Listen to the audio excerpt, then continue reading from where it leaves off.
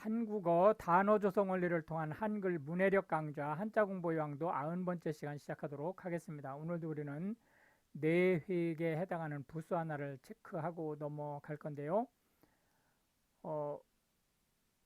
등글얼문이라고 하는 부를 살펴보도록 하겠습니다.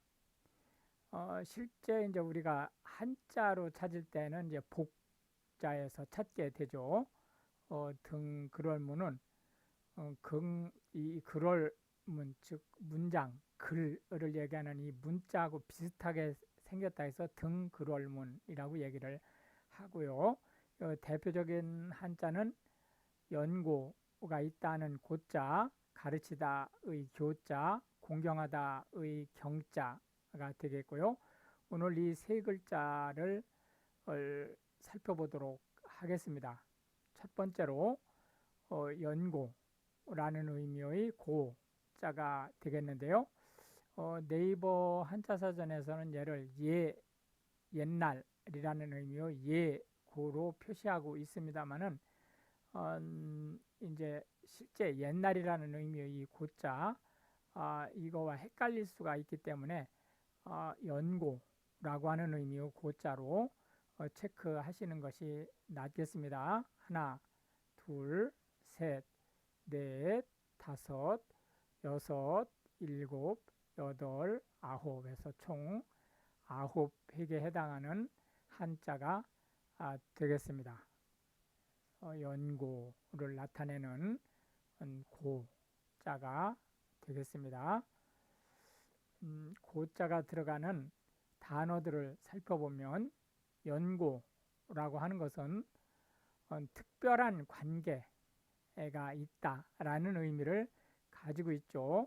그 연고의 가장 대표적인 것이 혈연 관련된 부분, 그 다음에 이제 지역 관련된 부분에서 지역 관련된 것을 우리가 고향이라고 얘기를 하는 거죠.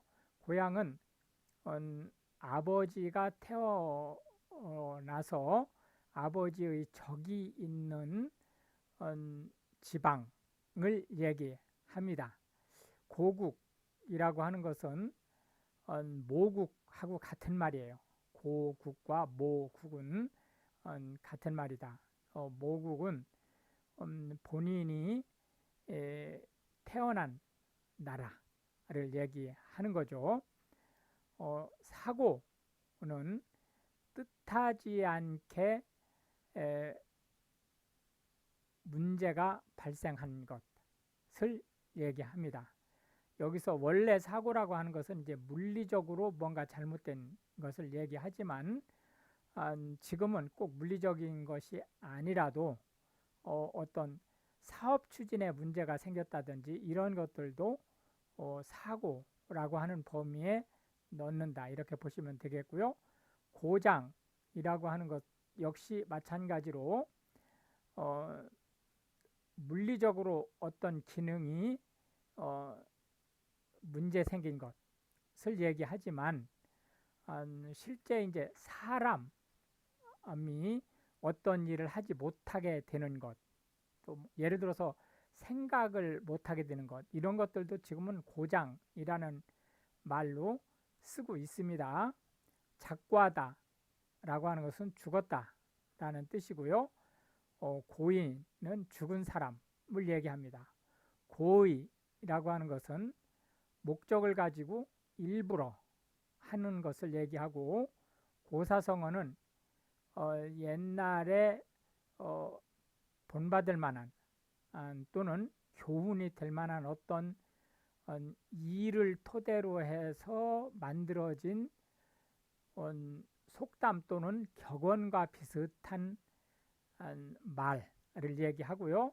통상 고사성어는 우리가 한자어 네자로 만들어지기 때문에 사자성어라는 말로도, 사자라는 말이 네 개의 글자라는 뜻이죠.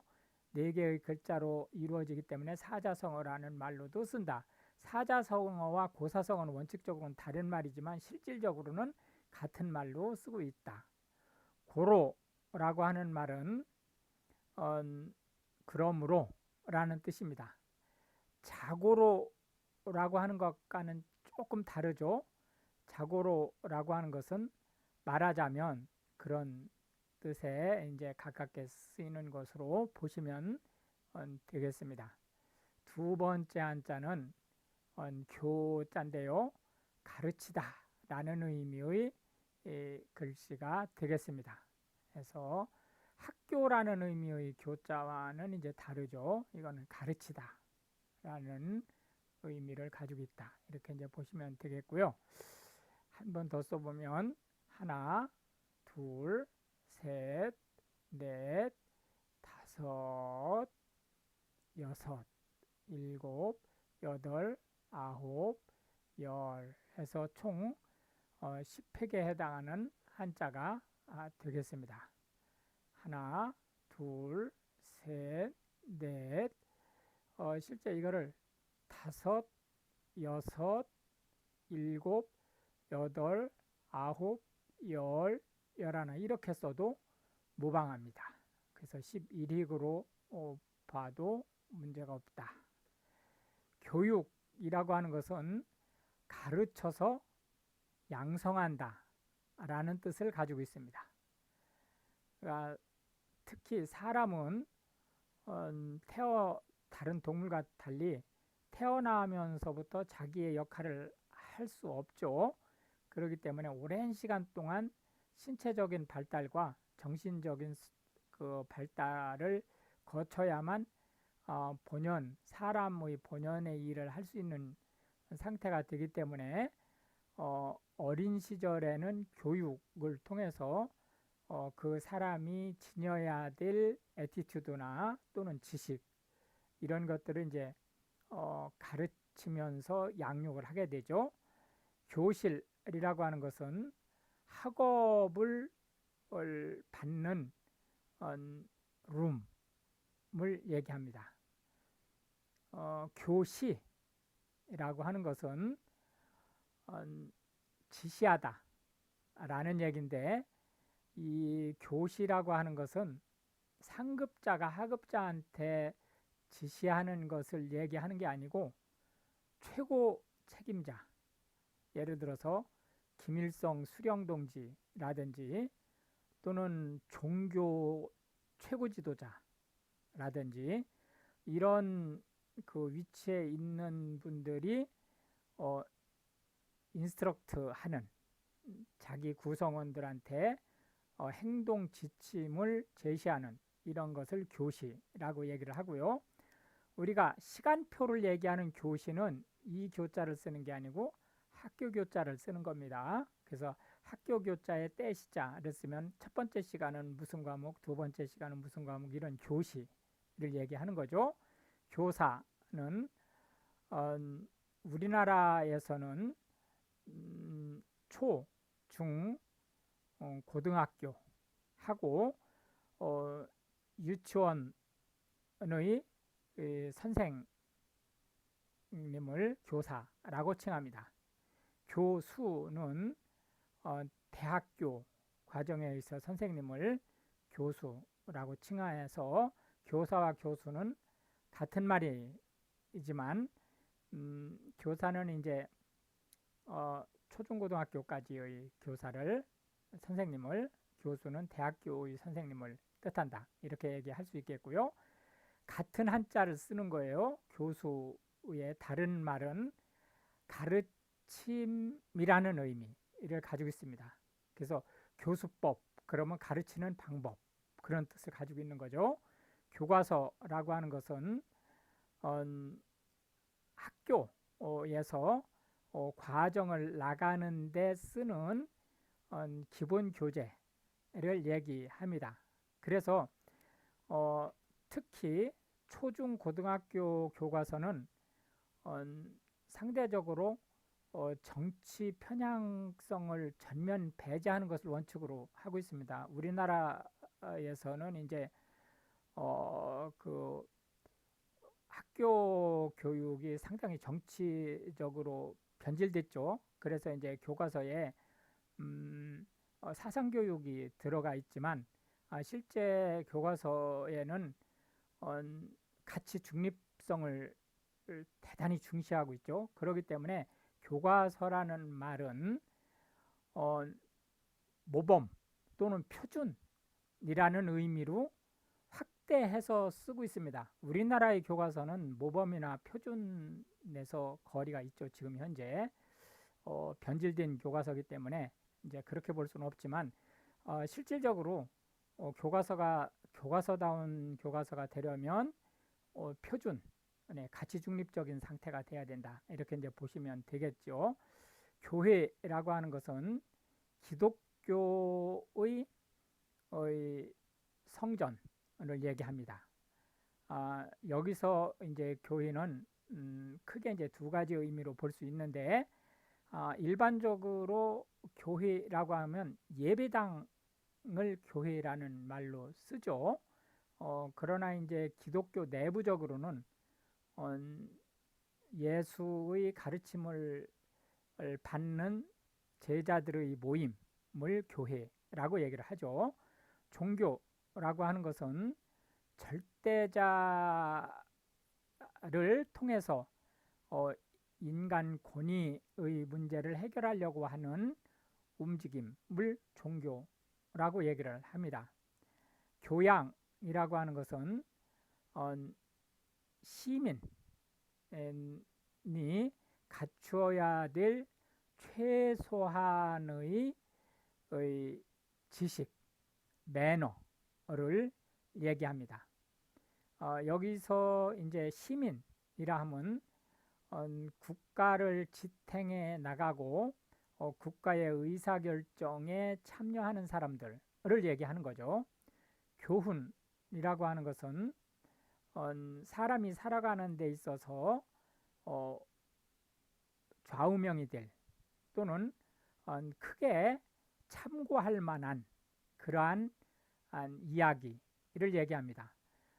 우리가 가훈할 때의 그 교훈은 역시 가르칠 교자가 아니고 학교 교자를 쓰는 거죠. 이제 마지막으로 살펴볼 한자는 공경하다라는 의미의 경자가 되겠는데요. 초두 밑에 글자 할 때 이 구자 이렇게 삐쳐 올리고 구자를 쓰고 그 다음에 복자 등 그럴문을 쓰면 공경하다라는 의미의 경자가 되겠습니다. 당연히 초두 밑은 내역으로 쓸 수 있죠. 한번 더 써보겠습니다. 하나, 둘, 셋, 넷, 다섯, 여섯, 일곱, 여덟, 아홉, 열, 열하나, 열둘에서 총 12획에 해당하는 한자가 되겠습니다. 공경하다라는 의미의 이 경자가 되겠습니다. 경자가 들어가는 한자들을 한번 살펴보도록 하겠습니다. 존경하다라고 하는 것은 높여서 공경하는 것을 얘기합니다. 높여서 공경하는 것을 존경하다라고 얘기를 하는 거고, 공경하다라고 하는 것은 상대방을 명예롭게 존경하는 것을 얘기하는데요. 공경이라는 말에는 섬기다라는 의미가 내재되어 있습니다. 그래서 존경하다는 주로 태도나 생각이 상대방을 따를 만한 사람이다 라고 생각하는 것인데 반해서 공경하다는 이 존경하는 생각 플러스 섬김이라는 의미를 내포하고 있습니다. 그래서 부모를 공경하다 그러면은 단순히 부모를 존경하는 것뿐만이 아니고 이제 늙어서 경제적인 힘이 없거나 할 때 경제적인 보살핌을 하는 것을 공경에 포함한다 이렇게 보시면 되겠고, 현대 사회에서 이제 복지 제도가 발달하면서 이제 그 노인에 대한 생애 문제를 복지 차원에서 해결하는 거로 인해서 이제 이 공경이라는 의미가 사실은 이제 없어져 가고 있죠. 경외하다라고 할 때 이 외자는 두려워하다 그런 뜻입니다. 그래서 존경을 하지만 공경을 하지만 두려워하면서 한다라는 의미로 이게 기독교의 아주 특이한 용어입니다. 그래서 하나님을 두려움의 대상이면서 공경의 대상으로 한다라고 하는 의미를 가지고 있고요. 이것은 하나님이 사랑의 하나님이지만 또 다른 면으로는 정의, 공의의 하나님이기 때문에 죄에 대해서는 징벌을 한다라는 개념을 포함하고 있는 거죠. 경배하다라고 하는 것은 존경이나 공경과 경외하는 것과 경배하다는 사실은 의미가 같은 말이지만 경배하다는 주로 태도, 행동으로 나타나는 것을 얘기합니다. 그래서 절을 한다든지 또는 예배를 드린다든지 하는 것을 경배하다라는 말로 표현한다. 경의는 존경하는 마음을 뜻하는 거고요. 경건하다라고 하는 것은 생활이 특히 이제 성적인 것이라든지 이런 물욕, 성욕 이런 것들에서 상대적으로 좀 멀어지고 좀 근신의 태도로 생활하는 것을 경건이라고 얘기를 한다. 경애라고 하는 것은 존경하고 사랑한다 라는 뜻을 가지고 있어요. 이때 경애의 대상은 주로 섞여 있을 때 이 말을 씁니다. 그 얘기는 무슨 얘기냐면 청중이 나보다 다 높은 사람일 때는 경애라는 말을 잘 안 씁니다. 그때는 존경하다, 공경하다 라고 하면 되는 거예요. 그런데 청중이 나보다 높은 사람도 있고 나와 비슷한 사람도 있다. 또는 나보다 낮은 사람도 섞여 있다. 이럴 때는 경애라는 말을 씀으로써 나보다 높은 사람한테는 존경의 표시를, 그리고 나와 동등하거나 나보다 낮은 사람한테는 사랑한다 라는 의미를 포함을 해서 쓰는 말이 되겠습니다. 경어라고 하는 것은 한국어의 아주 독특한 말이에요. 이 경어는 한국어는 나를 중심으로 해서 나보다 상대방이 나이가 많거나 또는 지위가 높을 경우 쓰는 단어나 어미가 바뀌죠. 그것을 우리가 이제 경어라고 얘기하는데요. 예를 들어서 밥 먹었니? 라는 말을 진지 드셨어요? 라는 말로 표현하는 것과 같죠. 경례라고 하는 것은 인사를 얘기하는데 단순한 인사가 아니고 상대방한테 예의를 표하는 인사를 얘기합니다. 경조사라고 하는 것은 경사와 조사, 개인 또는 그 집안의 경사와 조사를 얘기하는데 경사는 즐거운 일, 조사는 슬픈 일을 얘기하죠. 한국에서의 경조사는 대단히 중요한 위치를 차지하고 있습니다. 물론 이제 경조사는 갈수록 이제 좀 흐릿해져 가고 있지만 아직까지도 경조사는 대단히 중요한 위치에 있다. 경사는 예를 들자면 결혼을 했다든지 자녀가 결혼을 한다든지 또는 회가변이 있다든지 이런 것을 얘기하는 거고, 조사는 주로 이제 사망을 했다든지 이런 것을 얘기하는 거죠. 이렇게 해서 이제 오늘도 우리는 하나의 부수와 세 개의 한자 그리고 각 한자에 대한 10개씩의 현대 한국에서 자주 쓰이고 있는 단어들을 살펴보았는데, 이것이 한글 문해력 향상에, 그리고 특히 외국인으로서 한국어를 배우시는 분들한테 한글 단어 조성이 어떻게 되는지, 그리고 단어 용법이 어떻게 되는지를 이해하시는 데 크게 도움이 되기를 바라겠습니다. 시청해 주셔서 감사하고 우크라이나를 위해서 기도해 주시면 더욱 감사하겠습니다.